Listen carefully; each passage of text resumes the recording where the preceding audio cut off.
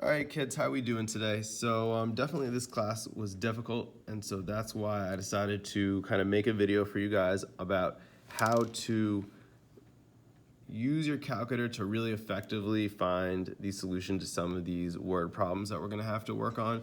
I think hopefully that you will thank me later. So in this video, I'm going to do a few things. I'm going to show you how to really pick apart the word problem and kind of find that key information that you're going to need to find. All right, I'm going to show you how do we actually put this in our graphing calculator, how do we set up the graphing calculator, and how do we find those intersection points. And this has definitely been a learning experience for all of us in the classroom, and if you struggle with this today, totally understandable. But I think that Will's kind of cheat code that he had, so to speak, was actually really effective, and so I'm definitely going to make use of that today, and hopefully this video will help you out. If you do have your own graphing calculator, it's actually really helpful for you to use that. If you don't have one, definitely feel free to come in and ask me about it, and I'm definitely happy to lend you one just to use real quick with me, because I think it's really important to understand this now and in the future. Okay, so here's the practice problem that I assigned tonight. So we have a window washer is ascending the side of a building that is 520 feet tall at a rate of 3 feet per second, okay? The elevation of the window washer after t seconds is given by this function here, h is 3t. The supplies are lowered to the window washer from the top of the building at the same time that he begins to ascend the building. The height of the supplies in feet after t seconds is given by this function, h equals negative 2t squared plus 520. At what time do the supplies reach the window washer, okay? So we're thinking supplies reach window washer, so they intersect. So what I'm gonna start with is I'm gonna lay out this given information, okay? Here's my system. So here's the supplies, or sorry, I apologize. Here's the washer, okay? H is 3t, here's the supplies. So we've got the washer is ascending, okay, H is 3t, and we have the supplies almost coming down, if you can visualize this in your head, okay? So what we're gonna do is, and we don't have to put this in our graphing calculator, we could try to set these things equal to each other, okay, and solve from there.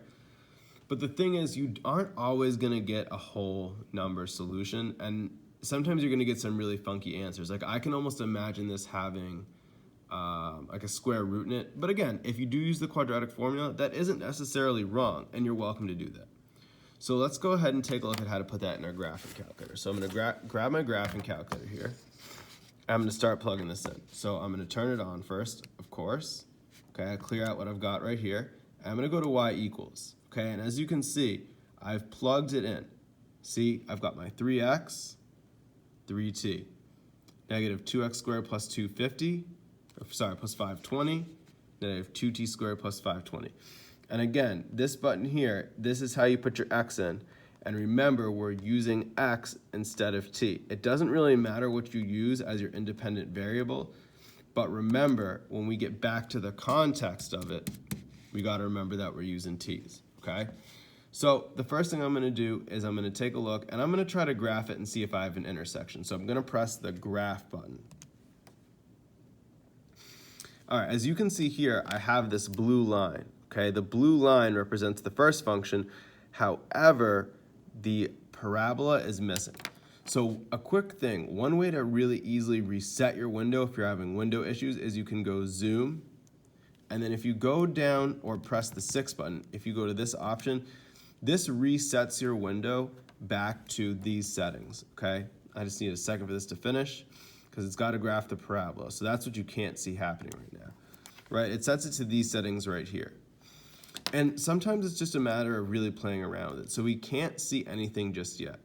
So maybe we can look for some clues, okay? So I see a 520 here. And because there's no t value, I can really easily see that this is gonna have a y-intercept of 520.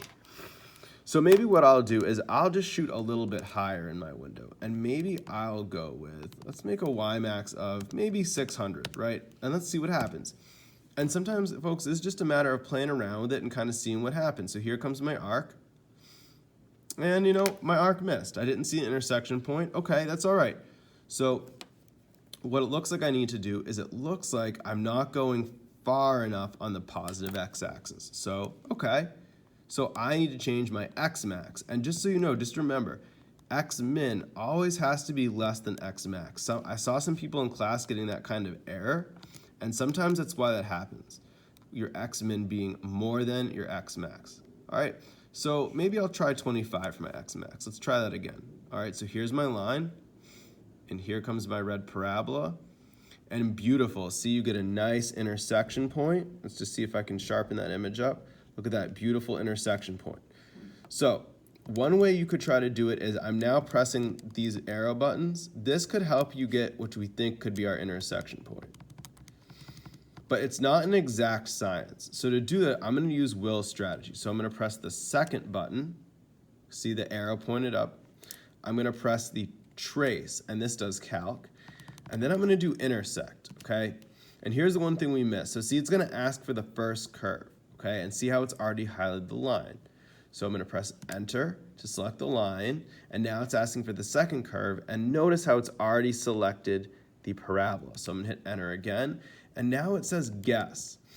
And when it says guess, we're going to try to get the approximate right on about what the actual intersection point is. And notice how once I do this, what's happened is it's actually hit the real intersection point. So that's what we might have been missing from class, is the actual guess part of it. So what we have here is we have an x value of about 13.4 and a y value of about 46.17. So here we're going to come over here, and it says at what time do the supplies reach the window washer? Okay, so what I'm going to do is I'm going to do this. I'm going to do t is equal to, and if we look at this, 15.39, I'm okay with you saying 15.4, okay? And observe that, notice that h is equal to 3t. And so actually, if we take a second here and we do 15.4 times 3, notice how we get about 46.2. And that actually was the intersection point that we found in the graph. 6.2. And now the final thing that we have to do is we have to put it into context. So we could say the supplies, and sorry about my handwriting, I completely apologize, I just can't put this recorder down. Reach, I don't know if we said if it's a him or a her. I'll use my calculator for stability. Washer after about 15.4 seconds. Okay, and that's how we do this. So it's a few steps. First, we got to write out our system. We got to put our system in our calculator. We've got to kind of play with our window, just make sure we get the right window. And remember, to reset, we do zoom 6. And then we just have to use the trace, the intersect function, to find where they intersect. All right, so hopefully this kind of helps you figure out how we're going to do this. Again, you are allowed to use Desmos, but remember, on a quiz or test, you would not have access to that.